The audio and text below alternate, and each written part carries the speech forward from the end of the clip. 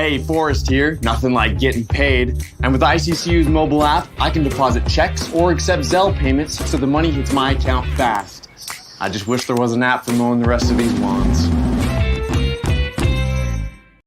It's the fall kickoff sale at Lithia Ford of Boise. It's the best time to trade in and trade up to a new Ford truck or SUV with the room to haul your payload or playload. Visit Lithia Ford of Boise, where Ford begins in Idaho.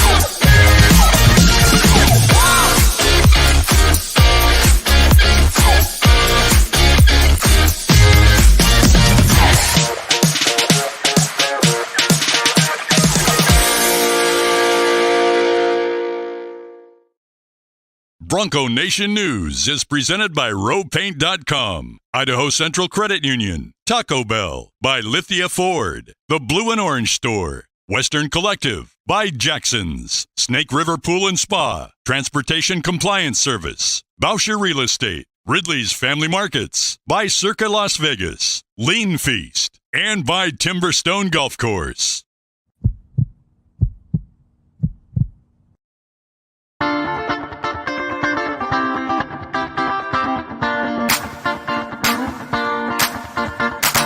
This is Bronco Nation News Live. The best interviews, the most informed opinions, the latest breaking news, all from the top Boise State insiders.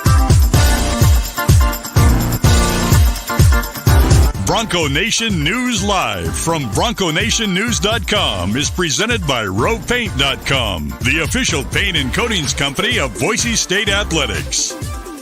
All Bronco Nation news broadcasts come from the Western Collective Studios. Head down to Western Collective's locations in Garden City or downtown Boise to try some of their delicious beers, including the Horseshoe Golden Ale, the first beer to support an NIL collective. Now, here's four-time NSMA Idaho Sports Writer of the Year, BJ Rains, with another edition of Bronco Nation News Live. Ah, yes, maybe my favorite day of the week. No disrespect to Jay Tuss, John Mallory, Mike Prater, but you know on a Wednesday you're going to get the unfiltered truth here from our man Brad Bedell, and we are super excited. I've been watching Brad get a little active on Twitter, and I said, oh, man, Wednesday is going to be fun. So, Brad Bedell, it's Wednesday. It's Bronco Nation News Live. Got a line on my face. By RowPaint.com. We're in the Western Collective Studios. How we doing, Brad? I'm good. How are you? I'm doing good. Doing good. We appreciate you jumping on the pregame show. I had terrible Wi-Fi issues, so I'm not sure if you heard me or I heard you. I think it got worse after you got off, but we made it through 37-34. Typically by Wednesday, we're mostly looking ahead. We'll be doing a little review, but with the bye week, we got and plenty of, I don't even know if issues is the right word, but plenty of things that popped up in that game to discuss, whether it be special teams, whether it be the receivers, whether it be the issues on the offensive line. With the injuries, I certainly want to get to your take on with, two starters, looks like out for a while with Roger Carrion going down as well in that game. Obviously, Mason went out during the game or before that game in the first game. So a lot to discuss with you, the big plays on the defense still. And then obviously the quarterbacks who the last couple of days I've been accused of stirring the pot on here by a couple trolls in the chat. But I think Mike Prater and Jay Tuss the last 2 days have brought that up, and we'll get to all that. But I guess generally your thoughts, just big picture. You watched the game. Boise State had a great chance to win the game right there down to the wire, lose by 3. What were just your general takeaways from the game in Eugene? You sum it up. It's a shame. Two mistakes on special teams result of 14 points, and that's the really extent of the game. If you really look at it, let's start with the offense. Obviously, we know, and I'm going to touch on this a little bit. Genty's the guy. He's the man. He's there's a reason he's the number one tailback in the country right now. Still rushed for 197 against a very good defense, in my opinion. I thought also we were going to see some explosive plays by Genty and a couple tackles for loss. I thought with Mason going down, the center played well. There wasn't any really glaring major protection issues. Some pressures here and there, but that's to be said versus a defense like that. If you go to the defensive side of the ball, you saw improvement, to be quite honest with you. I didn't see 20 explosive plays. I thought, you did see a few. They had the 67-yard pass. They had a 50-plus yard pass. Those were explosives that led to touchdowns, but there was no major horrible penalties. They thought they played disciplined football. And then, special teams, which we talked about in the pregame, is number one, you had to have the ball at the end of the play. And two, you couldn't give big returns up to either give them a short field or the home run shot. So, it's not, trust me, Stacey Collins isn't telling kids, hey, I want you guys to run out of your lane. That's what we're going to practice. And I think that's just going to be really cool and watch them run down the sideline. A mistake was made on especially the kickoff return. And I couldn't tell you who it is. I wouldn't even tell you the name. I don't want to call anybody out by name here, especially as a player, but people got out of their lanes. And when you get out of your lanes on kickoff versus a very good returner, it can cost you. And that's what happened. And it's a shame. The benefit is you didn't see a bunch of glaring new mistakes, right? So we didn't see 7 sacks. We didn't see Genty rush for 20 yards. We saw improvement. And, it's just a shame. They should have beat them, but they didn't. Yeah, they had, as you said, I mean, if I'd have told a lot of people going into that, hey, Boise State's going to lose by 3 on a last-second field goal, I think 98% of Boise State fans would have probably taken that right, before the game. You're going to lose by 3 on a last-second field goal. But the way it happened with the special teams touchdowns, I mean, yeah, it was a missed opportunity there, no doubt about it. I did a number of questions, topics coming in. I do want to, we didn't get to mention this, this kind of newer information, I guess. We haven't talked about it the last 2 days since it came out yesterday, but I did confirm and report last night, as others did later, that Alexander Tubner's targeting penalty has been reversed by the NCAA. So he is eligible to play right away from the Portland State game. And they went as far as to say, from what I heard, that it never should have been called in the first place. And they told that to Alexander Tubner, that it was an incorrect call on the targeting. So he got booted later in that game. I think they had a touchdown a couple plays later. He is on some of the special teams units as well. So again, not saying that's, why they lost or whatever, not making excuses for him, but certainly your starting safety, your guy that's now wearing the headset, talking to the defensive coordinator there in the second half, out of that game. That's a shame when that happens. And again, initially it was not called on the field by the officials. Some guy in the booth signals down that it should be looked at, and then one guy by himself decides Tubner's gone, and ends up being, I think, at least a factor in that game. And now they come out and say it was the wrong call. That's disappointing. Oh, it's horribly. It's a shame that somebody from some individual from upstairs who, I mean, you're from up the in Big that Ten, by the way. Yeah, okay. So they go from the press, but you're in the press box. So you're Yep. telling me an individual from the press box who's in far ass away, right? Yep. Quarterback slides. It's bang, bang right there. And all of a sudden, oh no, wait a minute. Let me hit the button. Okay. I agree with you. We have to protect these quarterbacks, but you can't protect them like they're dolls. I mean, I get it. He made very little contact. Quarterback slid, right? So that's the number one thing right now is if quarterbacks are sliding, you're better off teaching jump over the quarterback because they're just going to, it's targeting, get them out. It's just because these quarterbacks, for crying out loud, they get touched, right? So this is the advancement of the game. Started with the NFL, and whatever happens in the NFL seems to trickle down, right? So, but if he's diving, okay, because remember, when you start your slide, when the quarterback starts the slide, the ball technically is dead, and that ball's marked when he initially slid, correct? So if he slides for 2 yards, it's back 2 yards. But if you dive, that ball is placed on where the ball's set on the dive. Mm-hmm. So therefore, you slide, he's going down. If you look at that, Tubes is literally advancing to make the tackle. He slides, and if he doesn't slide, it's a great tackle. It's how you teach it. He slides. All of a sudden, he grazes it. You're gone. Now, shitty it happened. But I will say this. Last year or 2 years ago, it doesn't matter if the NCAA said, you know what, that wasn't targeting, my bad, but you're still out for the first half of the next game. At least they correct that. But we really have to pay attention to this about there has to be forcible contact to the head. That was not forcible contact to the head. Didn't have the crown of the helmet. You know, there's the air, old school helmets, there's that air thing, right? I don't know, these speed flexes. I don't understand the technology of, well, I do understand the technology of the helmet, but that's what they're looking at is the crown of this helmet. Did that make direct initial contact? And it didn't.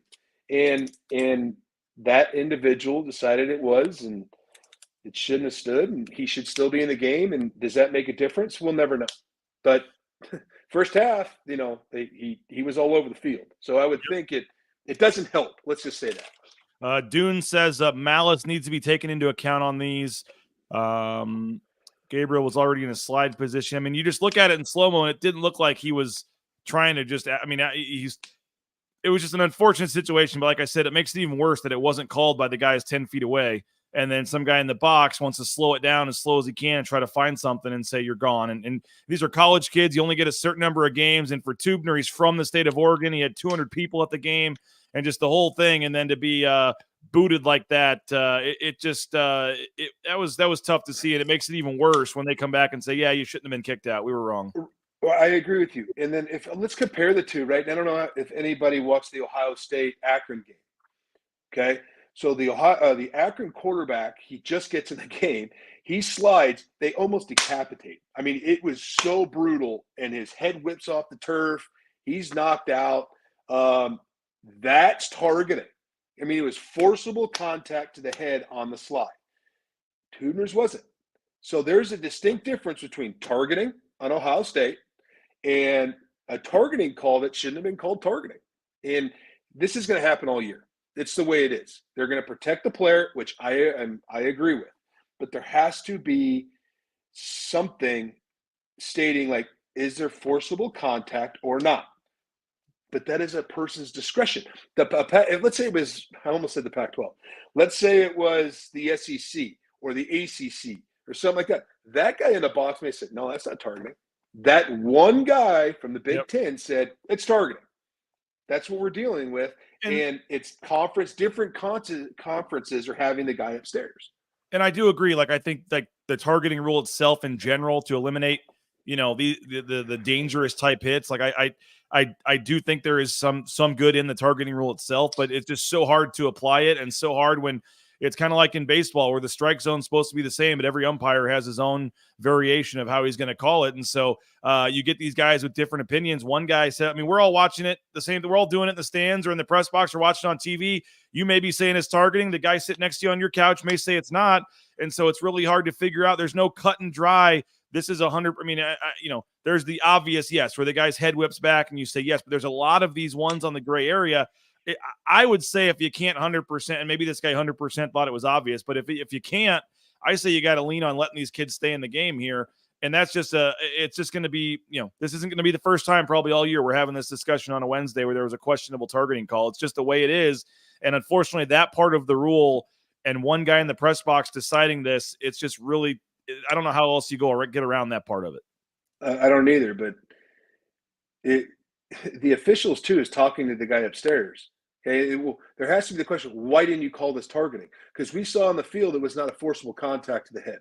Okay, now the guy's upstairs. Well, I'm seeing different. Okay, then what are you seeing? Well, he grazed his head. Well, grazed is not a forcible contact to the head. So it's just it's a shame it happened. It happened. Yep.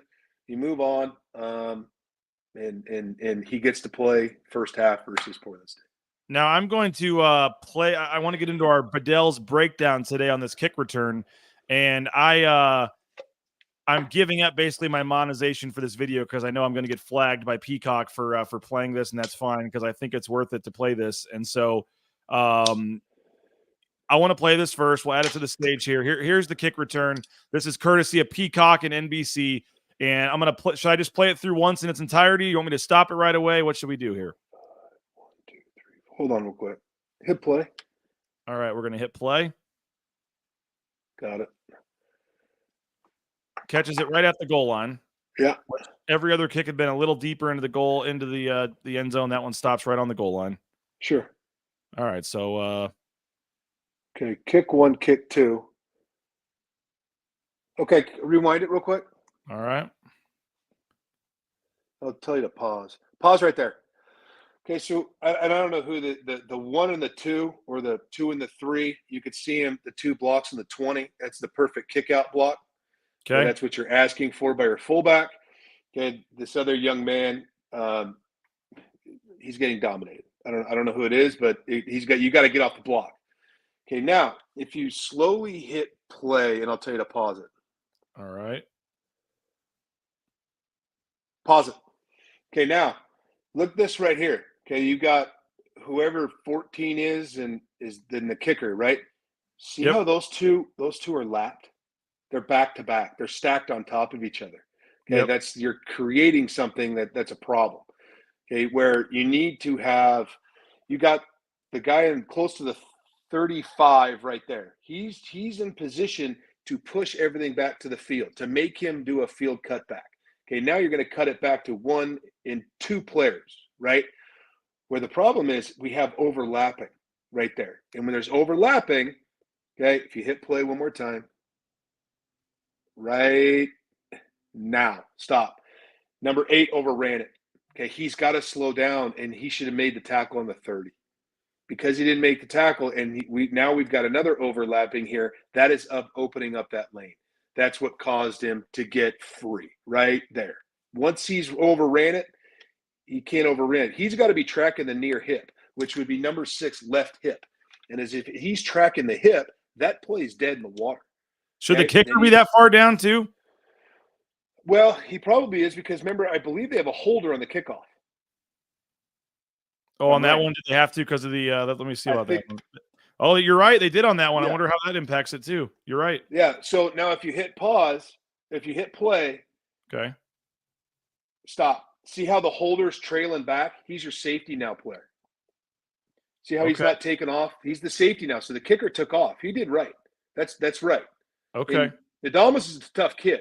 That's not Dalmas. No, they had a different kicker on this one. It was there's a different kicker on this one. Yeah. So he's in the coverage, which is pretty standard because okay. So whenever you have a holder in that situation, that's asking a lot for him to get up and take off and be in the same area. So you got overran, and then number 4, the guy just makes a touchdown block. Right? See, he's sitting around, he's on the 30. He's the young man, the Oregon player, not number 19, the guy who's trailing him, who's running to the 30. He makes a touchdown block right now. Okay, and now he's going to reverse all the way back to the field. Now you got your safety should be coming up, but he's just not fast enough. He's fast. I mean, that's what happened. Now, what would be the instruction in terms of, I assume they're not trying to let him return that. Are you trying to just kick it out of the end zone and it just for whatever reason didn't go far enough? Or in that situation, after you just take the lead with 10 minutes to go in the game, what was supposed to happen on this play? Well, you kick it. I mean, yeah, he just didn't get it all the way in the end zone. I mean, you didn't get all the way in the end zone, gave him the opportunity to return it. And it comes down to rush lanes.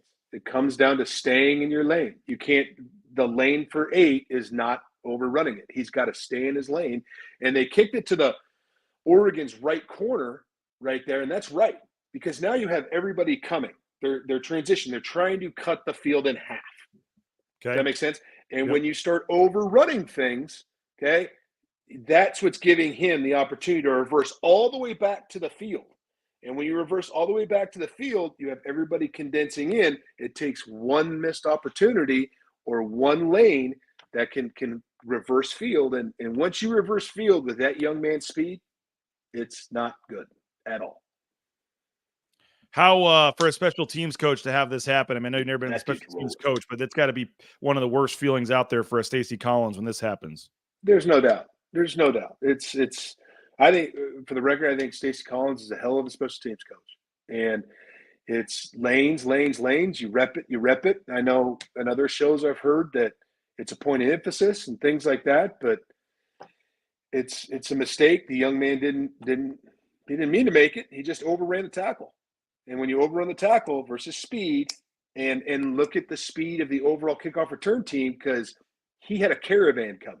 I mean, that's a lot of speed, and they're just picking up blocks as they go. It's just it's lane integrity, and you got to stay in your lane. Well, there also was a punt return. I know I saw somebody in the chat saying they were sick watching all of this, but probably should go ahead and play the punt return here as well. We'll see your thoughts on this. I know some people say this was an obvious hold that wasn't called. Let's bring in the punt return here. The game is 20-20 at this point in the game, and it is. Let's see if I make this full screen here. The one to the right. Yeah, there you go. All right, so we're playing this off Twitter. Let's go ahead here. This is 20-20, middle of the third quarter on the punt return. Okay, pause it. All right. So the first guy down the field takes a shot. So the kid on the 17, 18, what is that? The 17-yard line. Whoever's that first Boise State player, take a shot. Yes. Okay, you want to grab, swipe the ankle, pause the run, take the shot. So he's got to come in and take the shot, right? Try to make the tackle. If you don't, make him stumble, do something up that, the cavalry's coming. So you hit play. So he tries to take the shot. Okay, he does get hold of him. Yeah. He has him. He takes the shot right there. You pause it. He stopped his feet right there. He stopped the feet. So now the cavalry should be coming. Okay, you can already see something has to happen here. If you look at the 25, is that the 28? Yep. The B, there's already an overlap. It's called fill and fold. There's already an overlap right there. So right now. So they shouldn't be right behind each other like that. Well, they can be as of right now, but the guy behind the young man on the B who's in front of him, if he goes left, that young man's got to go right. If he goes right, he's got to go left.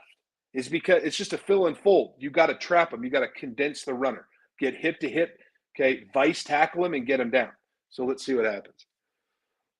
They're still trailing. They're still trailing. Still trailing. We're in trouble. Now, see, they're all bunched up. On the 20, the young man on the bottom of the 20, which is closest to the sidelines, he's good. The guy on the top of the numbers, so closest to the field, he's got to expand space. See how there's a hole right there? He should be right there and make the tackle. Once again, it's another opportunity. He's reversing field. Okay, see how on the Big Ten logo, he's got to get to the Big Ten logo. If that young man on the G is sitting on the Big Ten logo, the play's done because he can take a shot, make the tackle. Now you're going to feed it to 26. Once again, they have reversed field. We're in trouble right now because you don't have enough. Now it's going to go to the shield. And there it is. Okay. Clipped him, good block. And now it's on the shield. You got big guys running, and it's a reverse field touchdown. So they have to stay in their lanes. You cannot stack up. You have to fill and fold. And he should never have been able to reverse field. And the other thing is this, before everybody gets in the comments, okay, and says, well, why do we have D linemen on the shield? It's because you need big bodies, right? So you need the big bodies like those two young men right there, because they're there to protect the punter. They're your safeties. You don't want to leave it to them. If you leave it to the shield, you got a big return. Okay, but you have to protect the punter. And if you don't protect the punter, and if they're bringing an all-out go and you're putting linebacker types right there, you're going to get blown up on the shield, and it's going to cause a block punt. So Oh, sorry. And so that's important. That's why you have the bigger bodies of the shield. So I want to address that before somebody says we need to put speed on there. That's not true. You have to protect the punter. Right there at the 20, you can see the Boise State defender has his arm out. The higher guy. So there's a lot of folks saying if you watch this unfold here, 41, there's the guy at the 20 going towards him. A lot of people are saying that's holding there. It is. He pulled him down. It is holding. Yeah. And two, the other thing is he's on the ground. So the guy yanked him and then shoved him. Right there, that's holding in my opinion. Arms outside of the body, outside of the frame, and he is he's not allowing the Boise State player to get off and get to where he should be. That's holding. It's like if my body's extended out here, okay, and I'm holding him, I'm impeding his progress. That's holding. So where did this play? I mean, it's hard to single it out on one person or one moment, but where did this play really go wrong? Well, what's wrong in the stack right there, okay? Because they're stacked, they didn't fill and fold right. And then the guy's also a pretty fast, pretty darn good returner that deserves some credit, too, for the cutback there. Look at the cavalry. Yeah. Yeah. I mean, they're fast. I mean, they knew Oregon's not a slow football team, right? I mean, that's a great block by 27. And then you got, I don't know, 4 guys running down. Once you get 4 in front of the returner, there's only 2 left, and they're the other 2. And then you got 19. He's going to come. And so it's touchdown. It's a shame. But they got to work. They'll work lanes and fill and fold and all the rest of it. 2 uncalled holds on the play, according to Andrew Hutton's dad there, the long snapper. He's watching. Appreciate you, Andrew. I would agree 100%. I would agree 100%. It's not – but – and that's surprising, right? Because what are the percentages of when you watch games and you get a big return, how many times get holding get called? 70%, especially if somebody falls down. It's like universal. You'll watch it with any form, like rid, like, oh, here comes a hold. It's a big return. Next thing you know, guess what? Flag, holding, bring it back. It just What'd you make of the? I know they didn't show it on the broadcast too much, but the dude on the kick return actually drops the ball. We didn't get a chance to show that on the first one at the 1 yard line. And they did in the stats. They actually did credit. I was when it first happened, I was like, wait, that took 5 seconds to review that. Like, how the heck is that possible? He clearly looks like he drops the ball early. Well, apparently the final stats do say 99-yard return, fumble at the 1, but there was a guy in the end zone that picked it up for the immediate recovery for Oregon. But that was almost a disaster for Oregon there. And I don't understand why kids continue to do that, where they can't get a couple yards in the end zone before dropping the ball. I'm cool. Look at me. I'm a returner. Look at me. I'm a badass. Look at me. I'm awesome. Just hold the ball, run through the back of the end zone, hand the ball to the official, and it's not a problem. Heads up to the Oregon kid. He picked up that ball. He's like, wait a minute, something's wrong here. And he kind of pauses, like, uh-oh. He picked it up, and it is what it is. It's like that's one of those breaks that had to go the other direction. If that kid's not standing there and that ball rolls out of the end zone, or Boise State guy just randomly picks it up, like that changes the game. Boise State probably wins. No doubt. I would agree with you 100%. It's just it makes no sense, but it's just one of those things that didn't fall Boise's way. Hey, Western Collective, our studio sponsor. Check them out, the Horseshoe Golden Ale. You can get $3 pints at the location there during the watch party. The House of Western, the National Bar, had a great crowd over there for the Oregon game. So if you're looking for a spot to watch the away games, make sure you check out the House of Western and the National Bar there right inside on Idaho Street, downtown Boise. And again, pick up the Horseshoe Golden Ale. Most retailers and grocery stores here in town, and our fridge is stocked with it. Love it. Awesome beer. And again, you're supporting the collective to raise money for student athletes at Boise State with each purchase. And again, don't forget Due West, their new American fine dining restaurant right there on Idaho Street. Highly recommend that as well. RoePaint.com, our title sponsor, ROEPaint.com. We saw Andy Rowe again all over KTVB, the game the other night on the pregame show and his live shot on Friday. So Andy Rowe and company, we appreciate their support at Bronco Nation News. Check them out, RoePaint.com, the official paint and coatings company of Boise State Athletics. Our title sponsor is RoePaint.com. We're pushing the Tyson Degenhart Show back to next Thursday. We got some cool guests. I'm not sure if we're ready to announce it. I guess we probably are.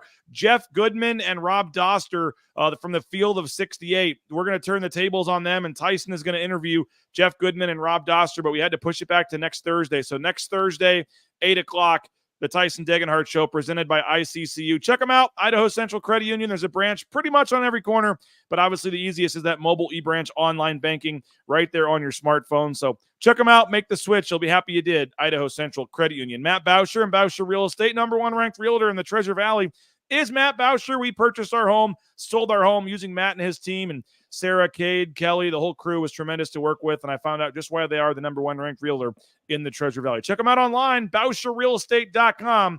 And again, highly recommend making the switch to Bauscher Real Estate, BauscherRealEstate.com. And if you're looking for a hometown grocer, look no further than Ridley's Family Markets. ShopRidleys.com. Highly recommend the locations they have there. 13 in the state of Idaho, the surrounding states. They got them in the Magic Valley. They got them in the Treasure Valley, all across Idaho, the surrounding states. Download that Skip app. Get savings up to 40% off at the checkout line. Get more information at shopridleys.com. Snake River Pool and Spa, thespateam.com. Twin Falls, Boise, Meridian, Nampa. They've been around since 1978. They're part of the Boise State home team. And again, the Raines family is loving our hot spring spa. But if you're not, looking for a spa, maybe you want a pool table, something for the game room, the patio, they can help you out there as well. It's Snake River Pool and Spa, patio and game. Check out their full inventory and options at thespateam.com.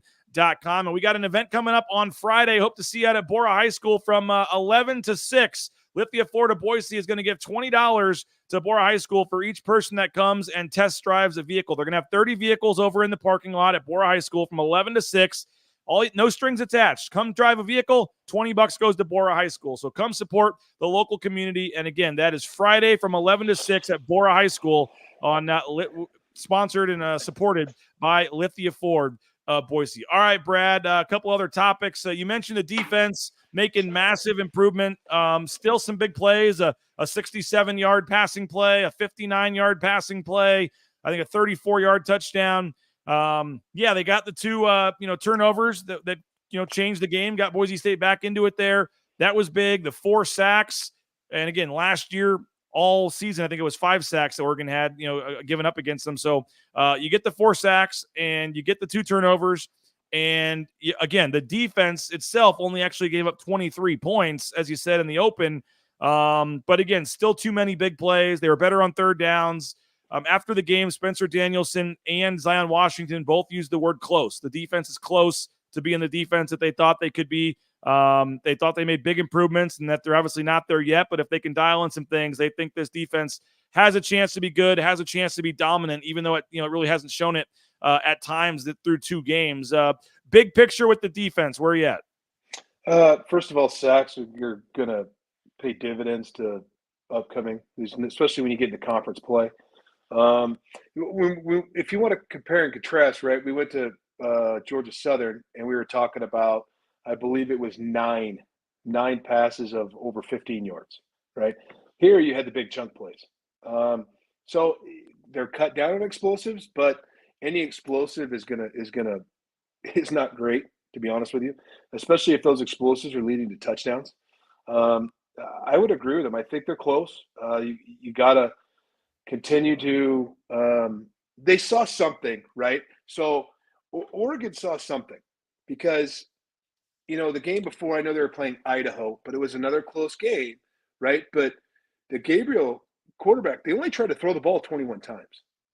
So how I would love to even discuss how Oregon was going to attack Boise State, because when you got a kid like Dylan Gabriel and you're only attempted 21 passes. Now in 21 passes, he had those 3 big plays. So you got to cut down there. So it's percentages and stats can be skewed. But when he went 18 for 21, okay, for 283, okay, with a 67 and a 50, Oregon saw something that they didn't want to attack, or maybe they confused the quarterback, or they said 5 sacks. There's too much pressure. We're just going to hand the ball off, jet sweeps, do things like that. Oh, they had like half their yards on like 4 plays. Yeah. Right. So that's what I'm saying. Explosive plays are gonna hurt, right? And so even on 21 attempts, if you give up 1, okay, we could talk about that. But you still got to cut down on some of the explosive plays, and that seems to be the tough thing. Better, but it needs to improve. And I said limit the explosive plays. I thought Oregon was going to have some, and they did. And so those are need to be improved on. Run defense is solid. Sacks, remember, numbers, rushing statistics can be skewed because in college football, sacks go against your rushing yards, okay, not your passing yards. Where in the NFL, it's opposite. So that can be skewed, but 5 sacks. And so they said, okay, we need to hand the ball off a little bit and get our run game going, and they did. And it's those 3 big explosive plays made a big difference. Any idea what Jacksonville State and Oklahoma State have in common, Brad? No clue. They are the only 2 schools that have allowed more 30-plus yard passing plays than Boise State through 2 games in the season. Jacksonville State, Oklahoma State have given up 7. Boise State tied with a couple of teams, 6 passing plays of at least 30 yards in 2 games already. They've given up 3 of at least 40 yards and 2 of 50 yards. Both those rank, essentially in the bottom, 10 schools in the country. A lot of comments about Jeremiah Irby, the corner transferring in from Cal. We talked about the corner depth, and a lot of people, and myself included, hyped up the corner depth this year. They bring in Banks as well from Washington. So you bring in 2 guys that played and have production in the Pac-12. You had Amarian McCoy, preseason first team All Mountain West coming in, and then a guy in Markel Reed who has been here 6 years, and when he's been healthy has been out there and done some things. But for whatever reason, the corners, I don't know what you thought of he never turned around there on that last 15-yard penalty that kind of easily put them in field goal range there at the end of the game. That was, I believe, Irby just not turning around on that play. But right, didn't get his head around. Overall, where are you at with the corner position right now? Are you seeing a lot of wide open receivers on these long passing plays, or? No, I wouldn't say wide open. I didn't say they didn't have any blown coverage, or guys 20 yards throwing his hand up like throw me the ball, right? Mm-hmm. I'd be interested to see. I didn't quite catch the coverage on some of those passing plays. Were they stuck in man? Did they pick up the blitz? I didn't see the coverage on those plays, and if I did, I don't remember what it was. Are they running a cover 2? Are they running cover 2? The guy hit a hole shot, right? So. Or are we expecting safety help and the safety didn't get deep enough? Things like that. I don't know. I would say that the corners, you just got to keep challenging them. You got to keep challenging them and they'll get better. Okay, this is the same, not the same. I don't want to say that, but we're seeing a little bit like last year, right? Where the pass defense is slow to come on. It came on great in the last half of the season and they win a championship. Okay, so when you get through it, and do I see somebody on their schedule that's going to match speed-wise at wide receiver than Oregon? No. Do I see somebody that's going to be a little bit faster than Georgia Southern? Yes. So that will get better as you go and continue to get off the field on third down, which I think they did better on. I can't remember the statistic of what they were in third down. But I see the corners. They're going to develop. They'll get better, but they're challenging. There has to be improvement. All right, 2 topics I do want to get to. 2 topics I do want to get to. By the way, do you think the bye comes at a good time here? 2 road games in, you kind of reset here, and you get the bye. And there's 2 byes now with the way the schedule is set up. If you only had 1, you probably wouldn't want it this early. But if you get 2, you get these 2 road games in, you get to reset here, and then 3 home games in a row. Yeah, I would agree. It comes down to a good time, especially coming into a team where we talked about pass defense. They can really, get things straight. It also becomes a good time because you don't have a lot of games where game planning wise for other teams. So really, Portland State only has 2 games, right? So that's good, I would say. Overall, besides the couple of offensive linemen, which those are – that was my next topic, yeah. It sounds like heavier injuries. They seem pretty healthy. So then I like to kind of push the pie a little later because you always want to get into a flow, right? You want to keep schedules the same. You want to do those types of things. So I'd always like having a bye at about 4, the first quarter of the season. Yeah. But – it is what it is, and they get the second bye after they go to Hawaii, so they play 4 games in a row now. They get 3 home games, a trip to Hawaii, then a bye.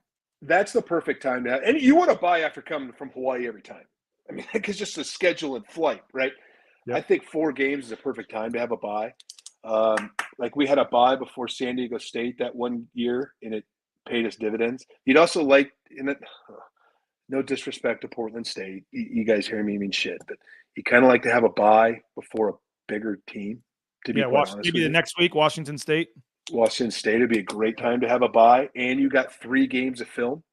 So we really haven't broken tendencies. Offensively, they haven't shown enough tendencies where a team can go, okay, I want to go back to every game they've played, okay, and start getting tendencies. You got 2 games of tendencies. That's it. So that's good. That's really good. And then hopefully you come in and you dominate versus Portland State and you get to run inside zone in the second half. All right, Taco Bell. We appreciate TacoBellWorks.com. If you're looking for a job, make sure you apply. TacoBellWorks.com. Get more information. One of the Treasure Valley Taco Bell locations. We appreciate the SON Management Group, the Nicolason family, and they're doing big things in terms of the endowed scholarships for the men's and women's basketball teams at Boise State. And again, return the favor and make sure you take the family to Taco Bell for your next meal. And again, if you're looking for a job, they are hiring. If you're looking for a job and maybe Taco Bell or the food industry isn't your thing, well, what about the trucking industry? Check out Transportation Compliance Service, transcompservice.com, and they can help you every step of the way. Get out on the open road and towing that first load in no time. So if you're looking for an independent career and be out on your own on the open road, check them out. Transcom Service, Transportation Compliance Service, a local company based here in Meridian, helping folks all over the world. Check them out at transcomservice.com. You need some gear for the next game on Saturday, a new jersey, a new shirt. Check out the blueandorange.store.com right there in the Boise Town Square Mall, the second floor next to Pro Image. If you're not in the area, you can order anywhere in the world online. They ship at the blueandorangestore.com. Jerseys, hats, everything you need, all your Boise State gear, the most comprehensive, best selection in town is at the Blue and Orange Store. Make sure you check them out, the blueandorangestore.com. Hope you took advantage Monday of your 91-cent coffee or fountain drink thanks to Ahmed Hassanein's sack. Every Monday when Ahmed Hassanein gets a sack, you get a 91-cent coffee or soda at Jackson's. So make sure you check it out. And once Breezy Dubar gets back and gets healthy and gets in the end zone, you can get a hot dog and a soda on a Tuesday in the Breezy bundle when Breezy Dubar gets a touchdown. So check out Jackson's, and don't forget, 25 cents from every hot dog sold at Jackson's goes in the Treasure Valley, goes to support the NIL collective at Boise State. So make sure you check them out, and we appreciate Jackson's. And speaking of food, how about Lean Feast? LeanFeastMeridian.com. Check them out. 10,000 plus combinations, healthy meal options, fully customizable, and they deliver anywhere in the Treasure Valley. So now no excuse to not eat healthy. Check them out online. They're feeding the football team. They're feeding the basketball team. They can feed you as well with a simple click of their website, leanfeastmeridian.com. All right, Brad, we got, according to this, 3 minutes. We might go a minute or two over, which would be a shocker, I'm sure. But that's fine. Let's roll. I want to get to the quarterbacks situation, but also the offensive line. Let's touch on the offensive line first and finish up with the quarterbacks. You go into it, it's not going to be the same five all year. You do different combinations in fall camp. You try to get guys experience. You try to get guys used to playing with each other. But in the first game of the season, you lose your starting center. And then on the first drive of the second game, you lose your starting right guard. I've reported it sounds like both are long-term injuries. Maybe there's a chance you get one of them back by the end of the season, but you're, at least for the next 5-6 weeks here, you're not going to have either guy back for a while. You can sustain one. Maybe with a good line, you can sustain two, but I think the depth of this group is really going to be tested here, and you really don't – I don't know how many more injuries you can afford here on the O-line, but, and I know you don't know this depth chart from 1 to 20 or whatever, but for any team with an O-line, when you have to, by the end of week 2, already be down to number 7, of your group in the starting lineup, like what kind of – they've played – pretty darn well to this point for 2 games, but whether or not they can sustain it is going to be definitely challenged here for Tim Keene and his group. Yeah, I think it's sustained. I thought the center that came in, and we talked about them possibly playing 2 centers at the game. I thought the young man played awesome. Tough environment. Zach Holmes, kind of an unknown guy, not even listed on the depth chart, came in. Nobody really knows much about him at all. I'm not even sure if he's on scholarship. He transferred in, I believe, from Oregon State, but I'm not sure if he came in as a walk-on or a scholarship guy. There wasn't much talk about him, and no disrespect to him. He's not even on the depth chart. Didn't even know who he was. And then all of a sudden they start him, and I did think he played really, really good. Yeah, I mean, talk about a young man's preparation, right? I mean, first of all, given I don't know the injury situation of both, so I don't know how long they're out. But the young man probably knew he was going to start, right? And so he knew all week. That was done early in the week that Mason Randolph was out. Well, transferred from Oregon State, so he's been in that game, right? He probably hadn't played in it, but he's been in the environment. He knows what Oregon and probably hates him just as bad as anybody else. I thought he played phenomenal. I think that's something that when you lose a center, it's hard. It's really hard. But I thought he played awesome. The right guard, when he came in, and another group played solid. Now, are we looking at depth? So, let's not say that you're going to have to shuffle it, right? So, as a tackle, going to be able to come down and play inside.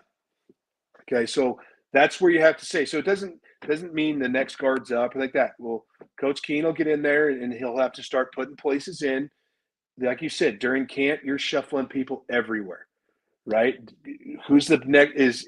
Can Dooley go to right and this young man come in and play left guard and we love him? Okay, things like that where you can kind of bits and pieces together, and those guys have played and things like that. So can a tackle come in and kick inside? Okay, it's a lot easier for a tackle to go kick inside than a guard to kick outside to tackle. It's not even comparable. So I think you got that benefit. And I just think that physical play, and it helps to have the tailback. That helps a lot, and things like that. But I'm not concerned with 2. I think we're going to be okay. If we start getting picked off a little bit more, then you got to start thinking, oh shit. Those are a lot of sleepless nights. A lot. Tyler Kynath deserves some credit too. Came in and played really well. He was playing in the first game, alternating with Ben Dooley at left guard. Then he came over and played mostly right guard when Roger went out. I thought Tyler Kynath did I always say his name wrong, and I apologize. Kynath, I believe is how you say it. I did again.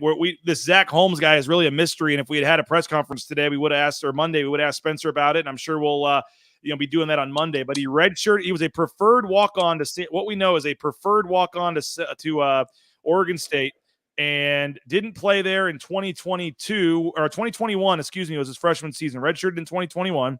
Stayed there as a redshirt freshman in 2022. Did not play again. Transferred to Boise State for 2023, and we're not sure if he is a walk-on or a scholarship player, but did not see any action. He has not played in a game in his previous 3 years of college, and somehow earns the start in the game against Oregon at center, if the stats I'm looking at are correct, and held his own. Can't wait to talk to him next week, hopefully, when they get back to interviews, because I'm sure he's got a pretty cool story, and that's what kind of college football is all about. You wait around 3 years to play and finally get your chance, and you're shoved in there as a starter. No doubt. And, hey, let's NCAA, let's get rid of walk-ons. That's a good idea. But anyways, it's a whole nother topic. But I might be coming. Yeah, I know. But it's a kid did an awesome job. Yep. Comes in, prepares all week. No snap issues, no nothing. Didn't have a bunch of false starts in a loud environment. No, there was one snap I think the entire game that wasn't perfect, and Madsen picked up the ball and they were fine. Right. So the kid did an awesome job. He deserves a ton of credit. Coach Keene did a great job getting him ready, and so. Now you just got to see over time who's going to start filling in and practice-wise, your second team guys. So now you got to start developing him a guy who thought he was going to be, I'm buried in the depth chart. You're not. Nobody's ever buried in the depth chart right now. Nobody. Not in the land of college football. And if you think and you prepare like you're buried in the depth chart, you're gonna embarrass yourself. That's why every great backup quarterback prepares he's the starter. Right? I think offensive line's the same way. If your backup center is preparing like he's the starter, you're going to have an outcome like you did at Oregon. I completely agree with that. If you think I'm never going to play, I don't need to study the third down pressures. I don't need to study the defensive tackle stance, what hands down, what hands not down, are the linebackers tilted, things like that. Then you're going to have a really poor performance. So both of those young men need a ton of credit of preparing like I could be in this game at any time. You're one snap away. I know that's coach cliche, but it is the truth, especially in today's football where injuries are high. And they had one sack, I believe, and they rushed for 200 plus yards. I mean, if you were just some regular fan watching that game and didn't know, for the most part, you wouldn't have guessed they had 2 backups in there going against Oregon. So the next guys up will be Kyle Cox, Nathan Cardona, Jason Steele, Connor Gilbreth are the other guys listed on the depth chart in terms of possible guys to keep an eye on. All right.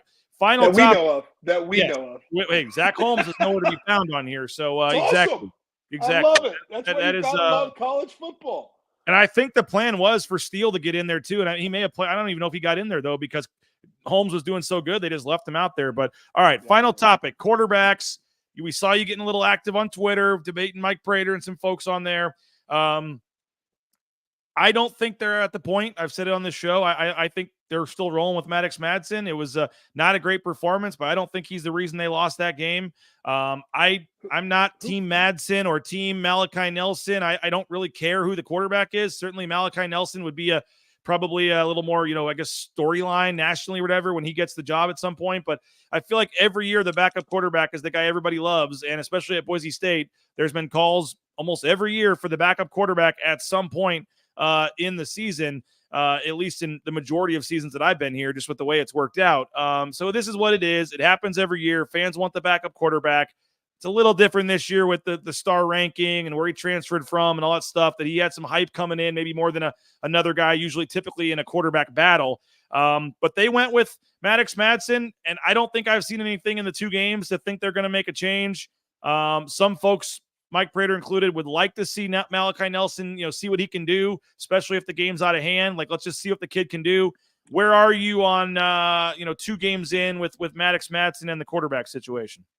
Okay, number one, Maddux, Oregon, probably he needed a better completion percentage. Okay, I didn't see a whole bunch of drop balls and like that, but if you want to go like every other quarterback, Maddux had a better QBR rating than Gabriel. Period. Okay, it was 47.4 and Gabriel had 49 according to ESPN. So I don't want to hear that shit. Number 2, Mike, he said that, and I did. I said that on Twitter. And then Mike came back and said, if they're up, I want to see it.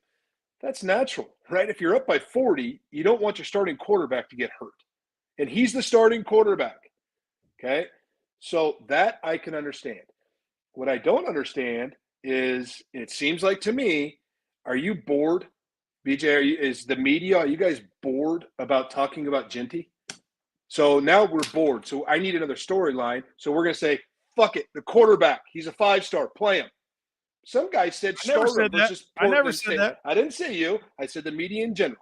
So we're bored. Is this boring? Do I need a story to talk about? Like anything else, I got to go to the next one. And now we're talking about a quarterback situation. Okay. So now they blow him out. Absolutely. Put him in. Play him. You got it.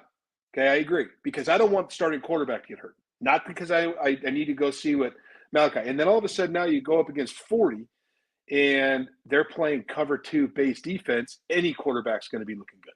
That's number 1. Number 2, start him. Are you kidding me? So now we're just asking. We're asking for a storyline. We're begging, please, Boise State, start him so I can have something to talk about for the next 3 weeks. No. Obviously, Maddux needs the reps. So you don't just start a random quarterback. Okay, play him. It's up ahead, play him. But I have seen nothing. Maddux, Boise State didn't lose because our quarterback played like shit. That's not true. So don't do that. If he went and shit the bed, great, whatever. We talked about that earlier. They have a decision to make. Hasn't happened yet. Is it going to happen? Hell, I don't know. If that happens, they have a decision to make. But right now, I think some people just want to talk about something because they're bored. And I hate that. It's not. No, I mean, okay, I get that point. But and again, I'm saying I agree with you. I'm just throwing out the point. Like, I agree with you, but like he was 17 of 40 for 148 yards, and in the second half, when he was 5 of 19 for 33 yards. Now, I did not watch that game in my mind during the game and go, man, he is just costing them this game. He is playing terrible. I was surprised when I looked at the stats that he was 17 of 40. But for folks, I don't think it's super crazy when you lose a game on a last-second field goal and your quarterback goes for 17 of 40 for 148 yards and a touchdown, and in the offseason there was this highly publicized quarterback battle, and there was a battle all during fall camp. When the quarterback struggles and they lose, I don't think it's crazy for someone to at least bring up the possibility of are we getting closer to making a change? No, I would say if you're closer to a change, you lose by 30. So we're just going to have another quarterback to hand the ball off to Ginty for another 200 yards a game? Oh, I'm not sure anybody's saying he should have played against Oregon. They're just saying, okay, no, I know that. Moving forward here, does it make sense to give him a chance? Moving forward, I hear you. Yeah. What we talked about in Oregon is Oregon going to make Boise State one-dimensional, right? So that's what you got to come back to this. If they make us one-dimensional, and we got to put it on the quarterback. If that happened, I think we had a bigger issue. But they can't. Yep. So the game plan is not going to change. I mean, we're still going to get Ginty as carries and things like that, right? I said this at the start. Maddux completion percentage needs to be better. I started that when we talked about the whole – I'm not a hypocrite. The whole quarterback battle, I said, now listen, completion percentage matters. It means everything, right? It means everything. That wasn't good enough that game versus Oregon. I agree with you, 100%. I'm not going to go on that excuse train. Okay, I'm going to be I'm going to back up what I said. But you don't just throw in a quarterback because you want to see him. Why create something? And you guys think, or not you? This is not. But people is better. People think that you just throw in a quarterback to throw in a quarterback. Well, you have a whole locker room to talk about. You have a whole team to talk about, right? So if you go in and make a change coming off the Oregon game where Maddux didn't throw 4 picks, didn't throw a pick 6, didn't go on to Colorado, it was horrendous, right? So all of a sudden now we're talking about after one loss, and we talked about this, one loss, and now it's like, do we need to see another quarterback? No, you don't just start him. You're on your plan, Matt. He's the quarterback. Now, are we going to see Malachi if Portland State gets out of hand? You might. Hope you do. Play him, because I don't want to get starting quarterback hurt. Okay, on a fluke blitz. Bronco 130 says, the voice of reason, Mr. Brad Bedell. If I run into you at the James, I'm buying you a beer. So, amen. Well, you know what? I'll be there. Portland State. And at the same time, he puts a looks like a spoon for me, saying I'm stirring the pot here, I guess. But no, I don't think it's you. I don't think it's you. I think Mike Prater in before Mike said, "Oh, I want to see him," and I've seen him at practice and things like that. Well, the coaches saw him at practice too.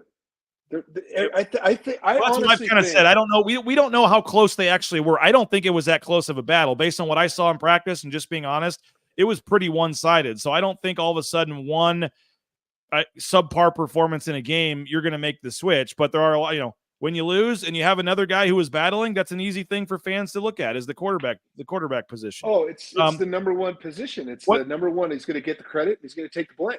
What happens, though, if in the second half he does come in and he absolutely kills it and throws for 3 touchdowns and whatever else? If he plays well in the second half against Portland State, that's only going to add fuel to fans' fire about, he should be our guy moving forward. Does that go at all into Dirk Cutter or Spencer Danielson's mind in terms of they don't want to give him that opportunity to start the circus and either just have him hand the ball off or not even put him in, just to avoid this circus if he were to go out there and play well, which he probably would in the second half against Portland State? I'm excited to see Maddux take the field versus Washington State. You can't win a job in a second half game. Yeah. You can't. That's not, hey, you did a great job. Hey, great job. And like Spencer said, he's our quarterback at Georgia Southern. Goes to game 2. Portland State, they both play really well. Okay. Now all of a sudden it's like, Maddux, you're our starter. Malachi, you better be ready. And now it's just putting iron sharpens iron, right? So now Maddux is feeling, oh man, he's getting better. I better get better. Right. So I think the it's fluid competition. But just because Malachi starts, drives him down the field versus a base Portland State team, right? Or how about God forbid this doesn't happen, or Malachi comes in and now you got some other offensive linemen in there and there's some protection issues, something like that. So that hurts him too. Does that make sense? So you can't judge it off of that. Well, it's ever fluid, but I think you do have to. Maddux has got to play better, and I think he will. He's got to play better. Maybe here's how I'll say it. I would like to see Malachi just because I'm intrigued. Like I would like to see what he could do. I'm intrigued by his talent. But I would also say I don't think he deserves. I don't know if that's the right phrase to say, but I'm not sure he deserves to go in at this point. Like Maddux Madsen has done nothing, in my opinion, to lose the job. So I believe Maddux Madsen should continue on as the starter. In my opinion, right now, I've seen nothing to say he shouldn't based on 2 games. If the 17 of 40 becomes a trend, then we can discuss this down the road. But with that said, just 2 separate situations.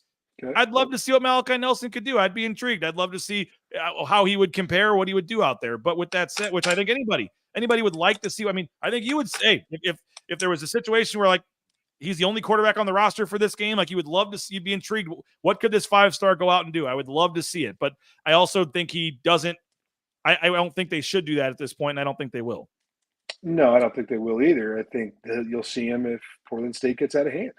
Now, which probably is supposed to be handing the ball off and stuff too. Then, if it's a second half of a blowout, they're not going to be. True. What happens if they get stuck in 3rd and 10? Now you got to see them operate in 3rd down. Things like that. That I don't know. I don't know the ins and outs of it, right? But I'll go back to this. Why I don't want to create a quarterback controversy when a quarterback controversy does not need to be applied here. Agreed. We can roll back last year, and 90% of the fans were upset that why are we playing 2 quarterbacks? Why is all of a sudden Taylor Green out there on 3rd down when it should be Maddux because Maddux throws the ball better?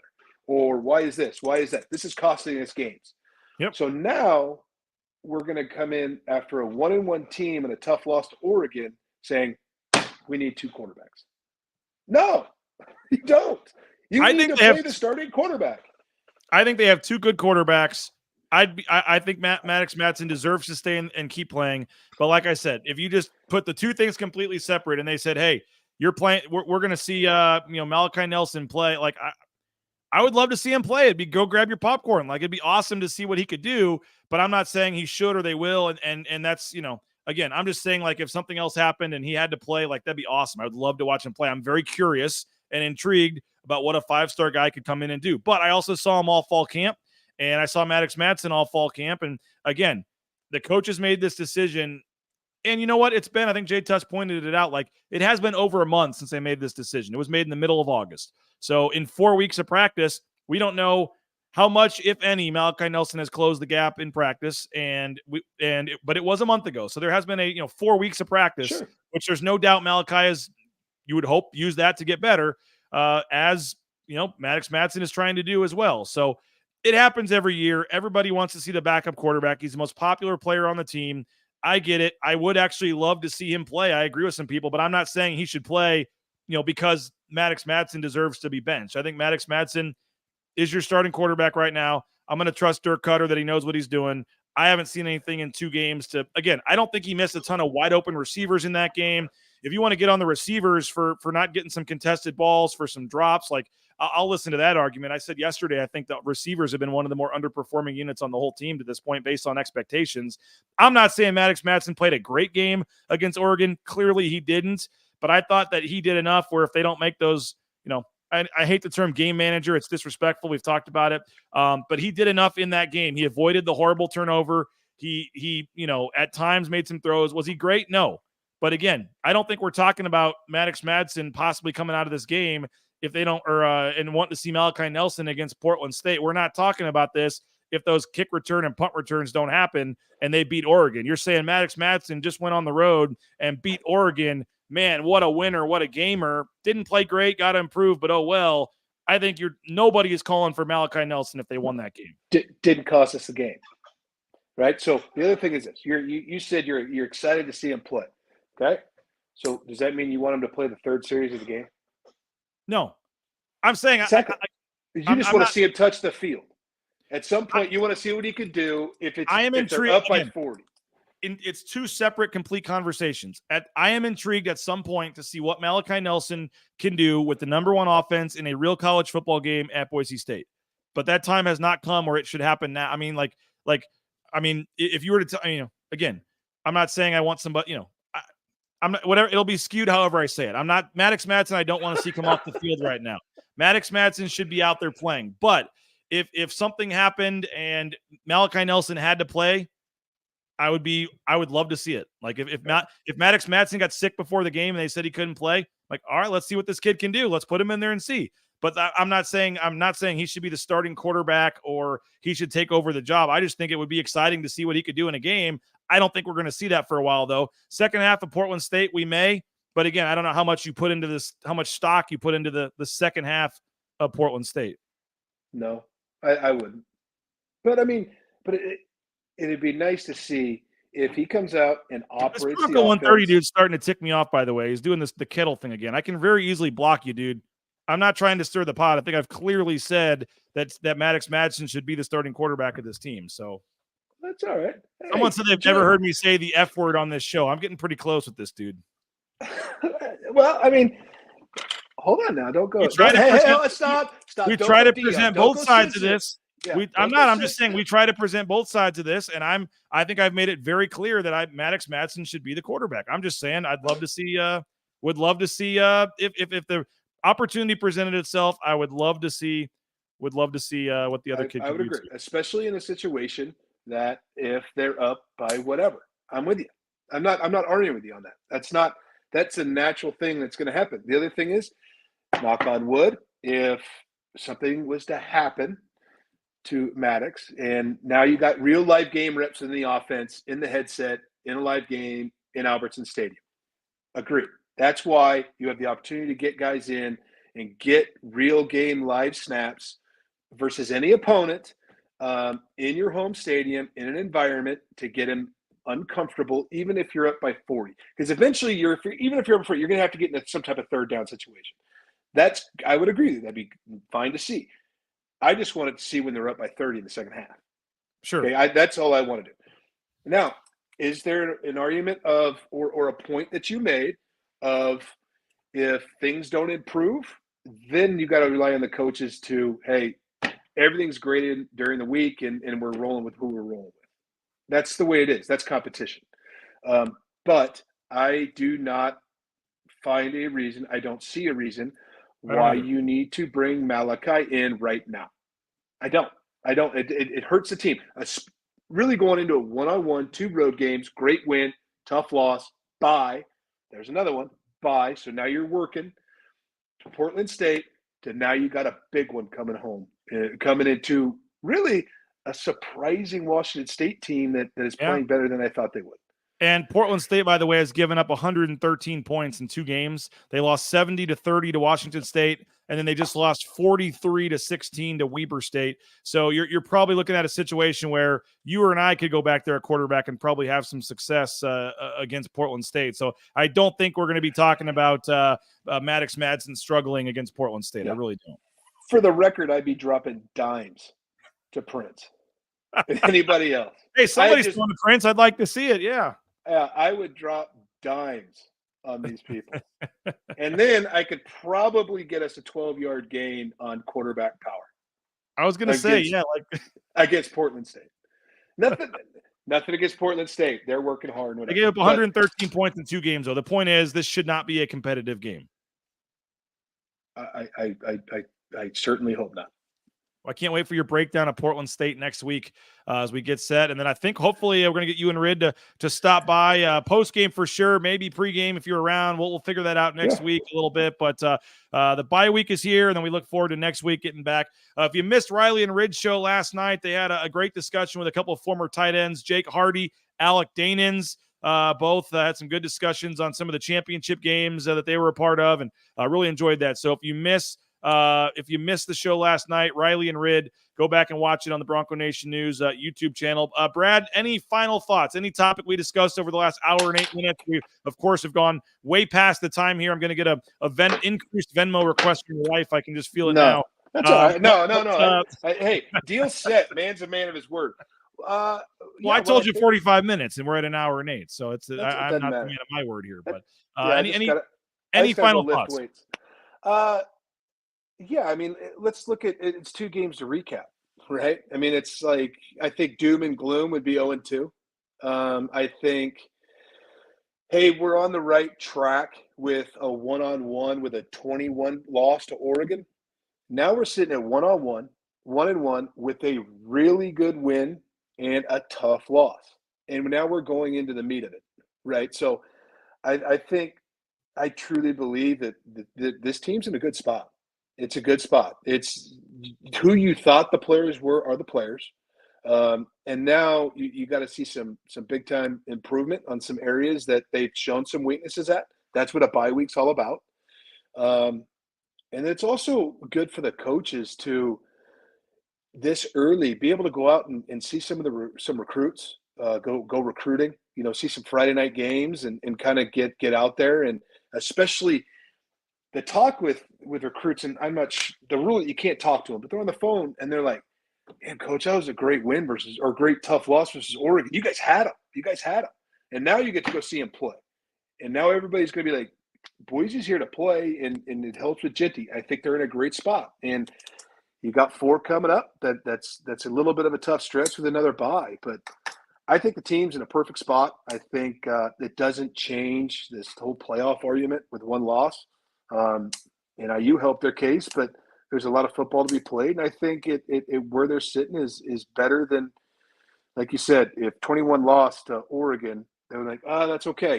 They played hard. But now we're looking at a 3-point loss with some improvement. You can see a lot of improvement on this football team that can make a phenomenal run if they don't step on their dick. Giving it to you like it is. I like it. By the way, that phrase has never been uttered on Bronco Nation News. I can guarantee you that. This Saturday, you're welcome. This Saturday at 1:30 is Washington State versus Washington. So if you want to get it's at 1:30. That's what I have. Is that bad for you? And it's on our favorite station, Peacock. So I guess you can restream it later. But I've got 1:30. I think that's Mountain Time, 12:30 out there. But Washington State is on Saturday. So folks can check that out if you want to get an early look at Washington. Portland State, I don't think they have a game this week either, actually, if I was looking at that. Portland State, they do. They play South Dakota. South Dakota is playing Portland State at 2 o'clock. So that's another tough one. Boy, Portland State's got a tough schedule. Yeah, they do. Brad, appreciate your time as always, man. Thanks a lot. We'll do this again next Wednesday. We'll kind of move past some of these topics and kind of dive into what we want to see moving forward and get into Portland State a little bit. And then, as I said, next weekend we'll have the pre- and post-game shows from the James there. 7:45 evening kick, not ideal for the post-game show, but we will make it work. And always appreciate your insight, your time, your nitwittery, your honesty, and your one-liners, man. It's always we always appreciate you coming on. You're welcome, and love to do it. And I'm excited to get some home games here. That's what I want to see, some home games. You're talking about some guy that's been traveling to Georgia and traveling to Vegas the weekend before that and going to Oregon and not getting any sleep. Yeah, this is first of 4 home weekends in a row here. I'm looking forward to this stretch for sure. And then they stick it back to us, though, because when we go back on the road, we go all the way to Hawaii for the next game. So that's going to be fun. But look, and then Vegas after the second bye week. So a lot of intriguing games coming up. We'll be talking to you about it at Bronco Nation News and BroncoNationNews.com. And don't forget tonight, 8 o'clock, one of your favorite shows, Ball Talk. Mike Sanford, John Mallory tonight at 8 o'clock every Wednesday. Ball Talk, John Mallory, Mike Sanford. Come on back at 8 o'clock to wherever you're watching this stream right now. And if you can't watch it live, you can watch it on tape delay. But 8 o'clock tonight, Mike Sanford, John Mallory, Ball Talk. And again, hit that like button, hit that subscribe button in the corner of the screen. Help us. So we got 200 of you watching on YouTube right now, and we don't have 200 likes on this video. So give us the like if you can. And this guy says giving the like for Brad and his honest analysis there. So appreciate you. You go Blue 97. Hit the like button, hit the subscribe button, and we will talk to you guys later. We'll see you at 8 o'clock tonight for Ball Talk. And then John Mallory and I at 9 a.m. tomorrow. Bronco Nation News live here at BroncoNationNews.com.